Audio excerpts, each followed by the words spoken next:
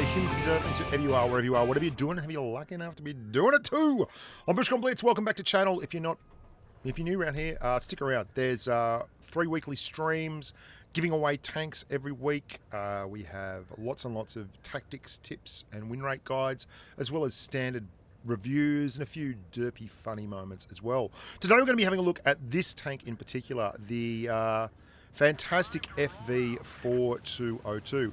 It's a hell of a vehicle, and it's a very, very interesting vehicle. It's the Tier 10 British medium. Now, you've probably watched, and if you haven't, you should, the Tier 9 Centurion 7-1 chat I had. Now, review is a bit of a weird term. Review would indicate that I'm going to go through the bells and whistles of the tanks, the traverse, the penetration numbers, all that kind of thing. And to a degree, it is a review. But it's more a look back at the change to the gun on this tank. The introduction of a new gun, the L7B, 105mm L7B. Now you can see the gun is a Viper. It's brilliant. The gun is quite simply brilliant. And what Wargaming did was they took the gun, I'll break it down for you originally. So originally you had this kind of a gun on the tank. And then they pulled that apart and said, no, what we're going to do is we're going to give you a gun that has APCR and heat as well as Hesh, because a lot of people struggled with the Hesh round. That is the premium ammunition round you can currently see me firing there. It's a high explosive squasher round, which is HE with good penetration. But it doesn't behave the way normal HE behaves either. Like you don't get the same kind of splash damage benefit that you seem to with normal HE rounds. It just doesn't have that. It quite often will literally bounce and do no damage at all. So it's kind of weird. And then they decided, well, that's ridiculous, because all the really good players were having a barrel of laughs, running around with super high Hesh, super good heat, a fantastic gun, and an APCR round in the bargain that did a hell of a lot of damage. So they nerfed the gun, so to speak. They then gave you a gun that was low pen Hesh, heat, and APCR. And that wasn't much fun at all. They also gave you this gun. The gun that is high pen Hesh, low pen Hesh, and APCR. And this is fantastic because it is all about Hesh. This tank is a barrel of laughs to drive. As you can see from these games that I'm going to show you here, and they're all, I think it's 3 games in a row, and I throw an extra one in at the end from later on in the run as well. The Hesh weapon is fantastic fun, and it's unique within the tier. You have a 231mm Hesh pen on this gun when you're running calibrated shells, and I would highly recommend running calibrated shells. The big difference for me, and the reason I love these changes, is because the Cent 7-on-1 has the same gun.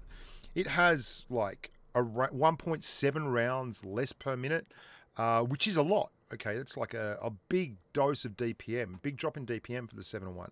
But it's got a good turret, and it goes hull down, and it's 40 kilometers an hour top speed. Doesn't get there particularly quickly. It's another 12 tons heavier. It has worse traverse. It has, all these kind of things. And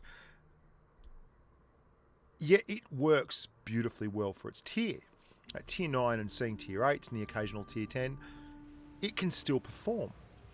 The 4202 is in every essence a true medium. It goes 50 kilometers an hour.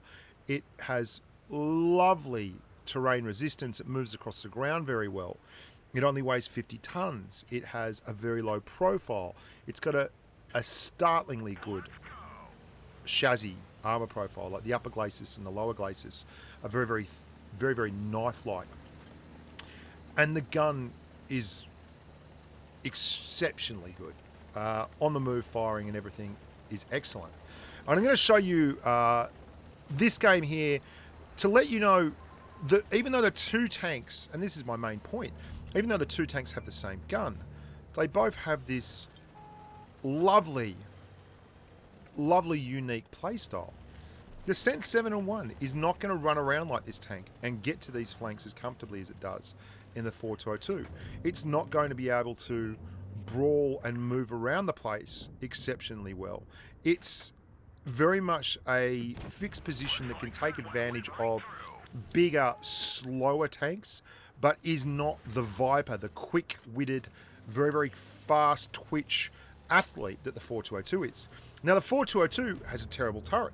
Everyone knows this. That's grand. But it's got a brilliant upper glacis, as you can see here. You will get so many bounces when you just kind of lead out with this upper glacis and then move on from there. And you can see I'm angling it up so it's super steep. And I'm going to try and drag a shot out of this Leo 1. And you come around that corner, you fire very quickly, you pull back very quickly, and things work for you. And I make some mistakes. That's cool. But you can see how aggressive I am in driving this tank. We got 831 damage there from that Jaegeroo. Like, go get wrecked. Anyway, I digress. And this tank is just absolutely gorgeous. At this tier, it does a fantastic job. And I love that these two tanks are back in the game in the form they were meant to be in. This thing is so incredibly deadly. It has the ability to unleash absolutely horrific amounts of damage when tanks ignore it and it gets to the flank. And you can see these 400 plus alpha rolls, and they're not rare. You know, I'm doing 440 average alpha with this tank when I fire a Hesh round. That's a slightly sub-average roll for an FV4202. And one of the things that people don't really come to terms with this tank at all is the fact that this is a way deadlier tank if it's on a flank than the T62A that is in front of you, or the IS-7 that is in front of you, or the Mouse that is in front of you. Because the 4202, while I think it is a fantastic vehicle, has a very, very high skill ceiling. And you will see an awful lot of badly played 4202s out there. People who treat it like a very, very weird kind of standard medium and try and front-on brawl with it using Hesh. And that's not where the tank really, really excels. You want to use this tank, use the pace of the tank, like you saw on Black Goldville, to get to an area where you can shoot shots comfortably into the sides of tanks. Like, you move around to the other side of the map and you get a shot. That's how you work. And you can see here, I mean, this is a bit of a crazy shot. 24, you hit his track or something. I honestly can't tell you what I hit there, because maybe it was just a bit of track. But, you know, I digress. Watch this shot I take here. I'm going to reset my camo. It's a .293 dispersion gun, by the way, the L7A1, the original NATO weapon, and the L7B. But watch this shot I get on the top of the VK4502B. And this will give you all the insight you need to know as to why people love driving this vehicle. Straight round to premium Hesh, into the top hatch, 403 at 250 odd meters, and absolutely gorgeous. And that's how you roll. That's what the tank can do. Those are the kinds of things that a 4202, when allowed to get free shots on the flank, can do, because it realistically is one of the better guns you're going to run into in the game at tier 10. And that's not... Oh, how many times is that going to happen? We're going to make sure he doesn't hit us, and then we're just going to go to the side and finish the Jaegeroo. Now, the tank has been improved for my money. Let's go a little bit further into this. Hesh needed to be changed for all kinds of reasons. And I don't really agree with how Wargaming went about it in the beginning, but I really love where it's come to at the end. And I think that that's really important to focus on here. Hesh is a very tough round to use if you are not experienced in the game. And one of the reasons Wargaming went away from Hesh was because a lot of newer players, or players who hadn't ground up a lot of lines, would grind up the British medium line. They'd get tanks like the Comet and the Cromwell, and they'd be very straightforward, and the Centurion, they'd be very straightforward. And then you get to tier 9, and you get given a premium round of ammunition that does lower pen than a heat round or a standard APCR premium round, and yet has this massive big dose of alpha, so people would just start firing it. But if it touches a module, the module absorbs damage from the round, like a track or a bit of spaced armor or anything like that. that takes damage and gets knocked out will suck in damage from Hesh and it'll ruin things. And so you had people that were possibly, say, a 50% player coming to the Cent 7-1 for the first time and just struggling, tremendously struggling with the tank. And so they tried to make changes. And I think this, which is something I suggested a long time ago, right when this whole hullabaloo started about Hesh and the L7A1 gun and the Cent and the FV and their place in the game, is the best possible course of action. You have two guns. You have a gun for players that love the high ceiling, very, very low floor that is a 440 alpha round of Hesh with 231 millimeters of calibrated shell. And you give up a lot for that extra little bit of oomph. You have a 350 alpha, 268 millimeter pen round of APCR, but you only fire 8 rounds a minute. You look at a tank like that Leopard 1 there, and you are suddenly made to be aware that, well, that's not such a good thing when the Leo 1 has a 350 alpha round and it fires off 10 rounds a minute. That is just over 700 hit points worth more damage every single minute firing.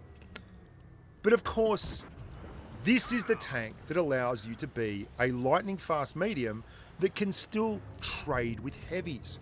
And that's so very, very important. And you've seen, I've pushed up right through the middle of the town and I have seen our 183s in the corner, and rather than abandon him, I have the pace and the firepower to push through here, put big Hesh rounds into the sides of tanks, and then come in here, save the 183, and really this is the kind of move that turns games. This is a move you probably wouldn't be able to make in the Cent 7-1. You just wouldn't be quick enough.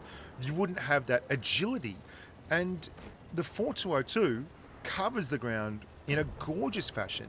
You have a lot of torque. You have the ability to go up hills very, very fast. And on tough terrain, you can really motor about the place.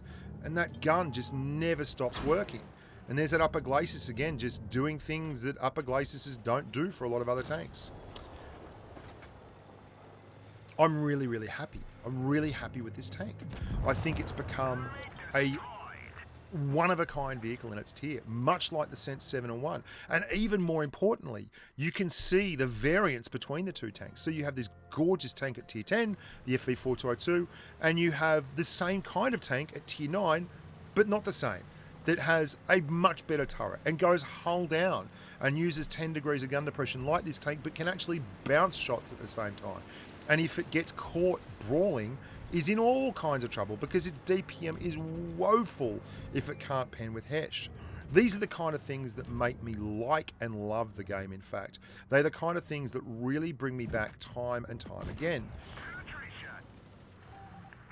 Quite apart from the fact that you don't have the same kind of raw DPM numbers with your standard penetration ammunition, is the fact that if you don't know what you're doing with a Hesh round, then you're going to get wrecked.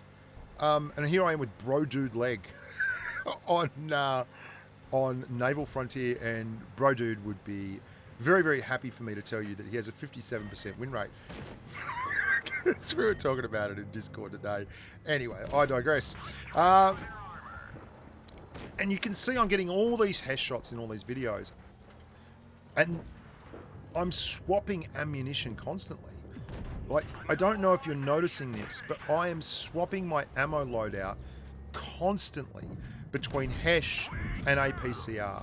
And that's because what you want to be able to do is fast track your Hesh shells, given the opportunity and given the target. And you have to watch where you fire. If you fire anywhere near a gun mantlet and you get through, there's going to be spaced armor behind. You've got to hit the flat sides of tanks, like I did there with that Leo 1. And these are things that are very, very simple to talk about, but they're very, very hard to do on the fly when people are shooting at you and when targets are coming in and out of actual view range and when they're turning from one to the next.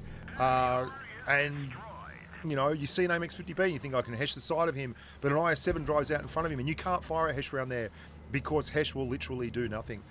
True story, I thought I had 1,000 hit points here, right? I was with Bro Dude Leg and we were in Discord at the time, and I didn't realise that had penned. I don't know why. I heard track hit and I thought, cool, I just copped one in the track. So I'm being super aggressive here, despite the fact that I am literally only on 671 hit points. I am not on 1,000 hit points. I am just going hog wild. And I was very, very surprised when I died. No one else was, but, you know, I was very, very surprised. So that's a 4202. I hope you give it a shot. If you are new to the game, it may not be the tank for you, because it is a lot of machination to be ammo switching all the time, to be trying to hit the right parts of targets, indeed to even know what the right tank is that you can use Hesh on every single time, to know that that target is heshable, that that target isn't going to be heshable ahead of schedule. And all those things combine to make it a really easy tank to drive for me, because I've practiced, or something that you're going to struggle with if you've never done that kind of thing before. Thanks very much, Bro Dude Leg, there for the lovely little platoon run we had this morning. Guys, I love your work. Thank you for watching. No one is more appreciative of my place in the world than I am, and I really, really thank you for turning up the channel every night and watching the videos that I managed to pump out there into the cosmos. Until next time, look after yourselves and stay safe on the battlefield.